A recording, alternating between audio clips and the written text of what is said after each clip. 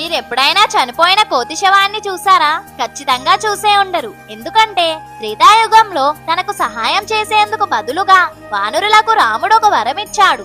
ఎవరూ కూడా చనిపోయిన కోతిని చూడలేరు అని. కోతులకు తమ చావు దగ్గర పడుతున్న సమయం ముందే తెలిసిపోతుంది. ఎప్పుడైతే అవి చనిపోతాయని తనకు తెలుస్తుందో కరెక్ట్ గా చనిపోవడానికి 7 రోజుల ముందు ఒక ఏకాంతమైన చోటుకు వెళ్లి కూర్చుంటుంది. అలా కూర్చొని ఆ 7 రోజులు ఏమీ తినకుండా, నీళ్లు తాగకుండా, నిద్ర కూడా పోకుండా అన్ని త్యాగం చేస్తుంది.